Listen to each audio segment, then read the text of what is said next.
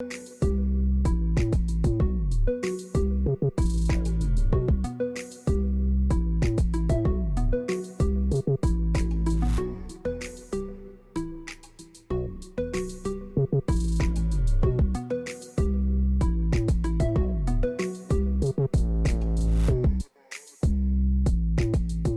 Wednesday, May 15, and it's the 114th sitting of the National Assembly.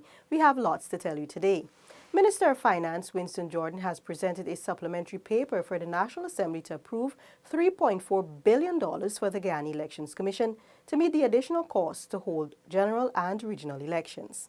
Minister Jordan said the funds will ensure that GECOM has all the resources it needs for the hosting of general and regional elections. They requested $3.5 billion, and the president had promised that he will give what they requested, so we acted on the president's promise. Once the money is approved, either thing would happen. If the CCJ ruling that the confidence motion wasn't validly passed, then they would not have need for the money unless the president signals such. He further explained how the monies are expected to be expended by the elections body. The previous one was for the house-to-house registration. This will now be actually the whole of the election. The ballot papers, the paying of the 8,000 workers that have to get, the advertisement. The request is expected to be debated and passed in the National Assembly in the upcoming week. In addition to the supplementary provision being requested, the Interception of Communications Amendment Bill 2019 was considered in the Committee of Supply and passed with amendments. The National Assembly also approved the passage of the Bill of the Affirmation of the Petroleum Exploration Order of 2019 for the tax waiver for the Tullow Oil Guyana. The Finance Minister also read the Procurement Amendment Bill No. 2 of 2019 for the second time and said that it seeks to amend 4 sections of the Principal Act. Minister Jordan moved the bill's second reading for a third time, and it was passed as printed. Reporting from the public buildings with senior videographer Kenny-Ann Bacchus, Anarakan for InfoHub. Ambassador of the Republic of Suriname to Guyana, Ebu Jones, today presented his letters of credence to President David Granger. The ambassador previously served as charge d'affaires at the Embassy of the Republic of Suriname in The Hague, the Kingdom of the Netherlands. At the accreditation ceremony hosted at the Ministry of the Presidency, President Granger spoke of the bonds Suriname and Guyana share, especially in its geography, history, and mutual interest.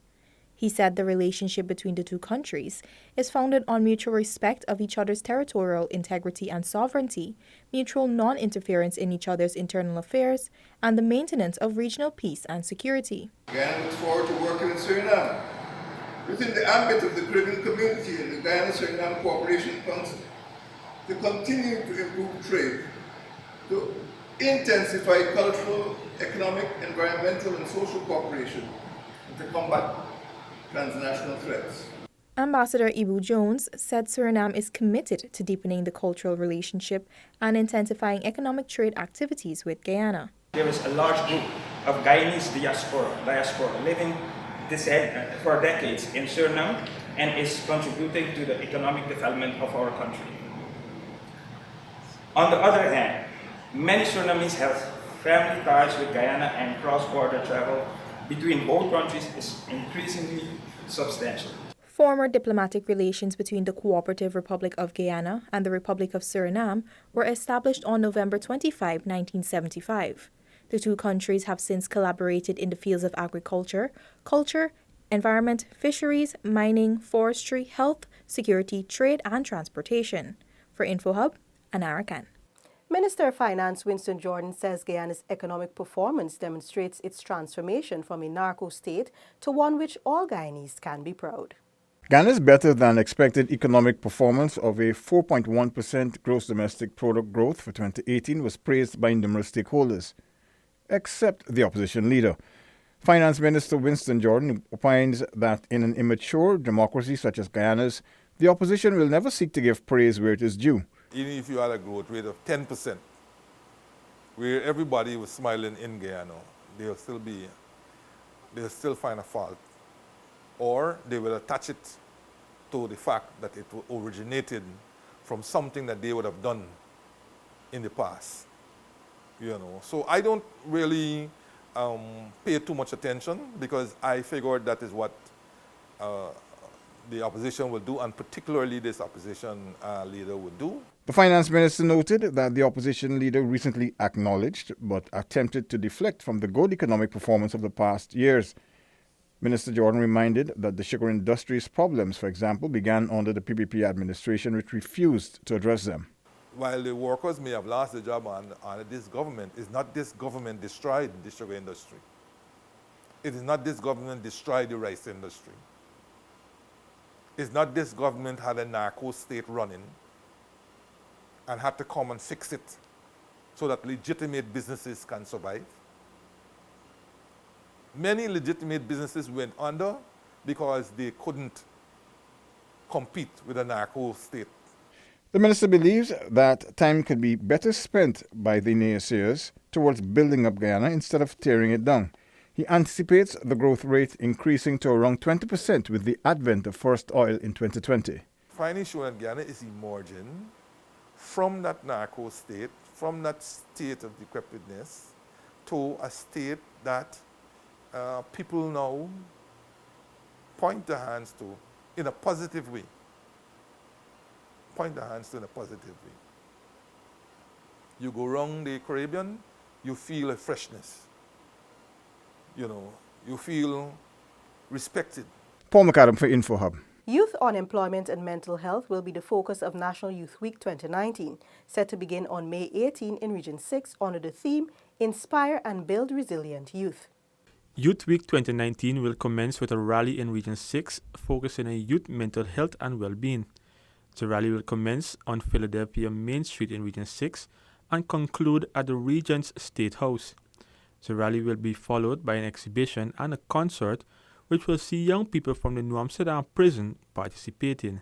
The whole concept of the rally, the exhibition, and the concert is to bring awareness of mental health, not just that it's an issue and it's being covered. Planning Committee member, Department of Youth, Ewing Enmore. A roundtable discussion on youth unemployment will be held on May 21 at the Cliff Anderson Sports Hall. Senior Research and Planning Officer Adeti DeJesus said young people will be given the opportunity to make presentations highlighting some of the challenges they face when seeking employment. We'll have representatives from the Public Service Commission, Private Sector Commission, and the Central Recruitment and Manpower Agency. They will provide information to the young people present as it relates to the opportunities available at those entities. And then we'll have the opportunity for the audience, the young people present, to ask questions, to seek clarification, and to make recommendations. This will be followed by an expo and cultural presentation on youth scheduled for May 23, a community project organized in Region 10, and conclude with a community outreach in Agricola on May 25. Project manager Jeremy Watson tells us more.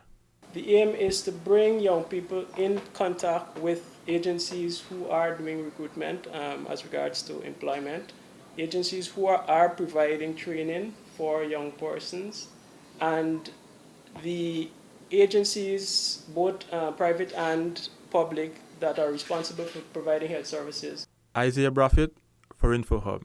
Still to come, several organizations honored at Occupational Safety and Health Awards ceremony and Health Department clamping down on hazardous food preparation practices at city restaurants. Details of these stories and more after the break.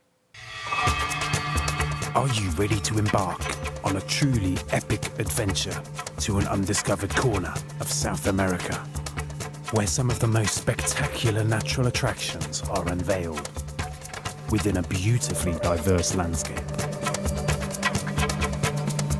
From the wetlands and savannas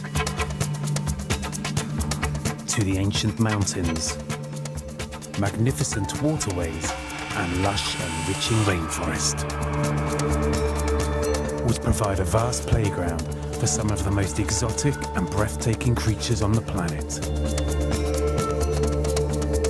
including many of the world's giant species.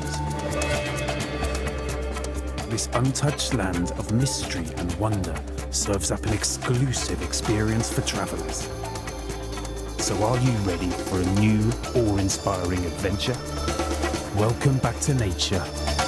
Welcome to Guyana.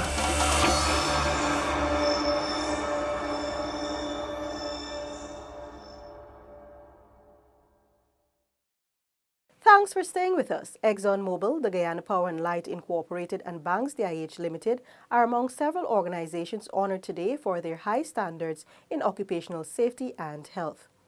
The annual award ceremony was hosted by the National Advisory Council on Occupational Safety and Health, NACOSH, at Erdmanston Lodge, Georgetown. The Ghana Police Force was also among the awardees. Vice Chairperson of the National Advisory Council on Occupational Safety and Health, Patricia Woolford, said the agency works to effectively enforce the Occupational Safety and Health Act and regulations in every workplace. Today, we are placing the spotlight on companies who have made a concerted effort to ensure that their workers work in environments which are free from hazards and risks to their health and well-being, who involve their workers through the Joint Workplace Safety and Health Committees, and who have articulated their OHS policies and have formulated plans to sustain a culture of prevention in their workplaces. Woolford said the highest occupational accidents and deaths occurs in the gold mining industry. She highlighted that the newly implemented OSHA policy will ensure the protection of workers. General Secretary of Federation of Independent Trade Unions of Guyana, FITOG, Deshaun Nagasar, stated that 6,000 workers die on the worksite annually. Recent data from the ILO confirm this view, as we see among the 541 million young workers, that is between the age of 15 to 24 years, which includes 73 million children in hazardous child labor, account for more than 15% of the world labor force, and suffer up to a 40% higher rate of normal fatal occupational injury than adults older than 25 years. Minister of Social Protection Amna Ali said companies need to invest in their workers' safety, since productivity and safety goes hand in hand. This year's ceremony will recognize activities that promotes advocacy and awareness, which are essential tools to improve occupational safety and health in Guyana. So recognition of these initiatives is imperative. From Erdmanston Lodge with videographer Akeem Thomas, I'm Ayana George. The Georgetown Municipality's Public Health Department is working closely with food establishments to ensure they embrace proper food safety practices. More than 50 restaurants around the city were surveyed recently to determine their level of compliance with requisite standards. Recommendations include an increased number of inspections to food service establishments while enforcing stricter adherence to food safety practices in non-compliant restaurants. This is where there will be an expanded scope of food handlers training and having persons evaluated based on competence. What we can work on, which is the first easier part, is make the educative talks or the lectures or the seminars, as we call it, different. Make practical sessions in it, because we have ongoing lectures every day at the end of every food handler session, Tuesdays through Fridays. So we could start by working in that arena, which we're able to. It's not costly, it just needs a little more thought into what we deliver and how we deliver it. The survey on food service establishments in Georgetown was conducted during the period September 2018 to March 2019 by the city's Public Health Department with support from the government's Analyst Food and Drug Department. A summary of data showed that there was need to place more emphasis on the way food is handled before it reaches the consumer. Tests were done on food samples, hand hygiene, sanitation of utensils, among others. Of the samples taken from the 51 restaurants, only 15% of those restaurants instituted adequate means of protecting ready-to-eat foods from cross-contamination. The use of gloves when handling food was also found to be inadequate in 12% of the 20% of restaurants that employ the use of gloves. Laboratory hand hygiene results supported the observation of improper and inadequate hand washing practices, with 49% of them coming out unsatisfactory. The survey aimed to determine the effectiveness of hand washing, quality of air in food processing and serving areas, microbiological safety for food, and whether food serving containers are safe for use. For InfoHub, Delicia Haynes. Carnival is in the air and it is expected to be big with high-energy performances, colorful extravaganzas, and other events. The Carnival Committee, in collaboration with the Mayor and City Council, is looking forward to the support of the public for a smooth flow of events, from clean environs to child-friendly spaces. The same plan of action used for Mashramani this year will be used for Carnival, but with stricter measures in place. En route with the Carnival parade will be the City Constabulary officers with support from the Guyana Police Force. MNCC's Deputy Director of Solid Waste, Floyd Rollins, encouraged patrons to keep their surroundings child-friendly, especially in the Durban Park space.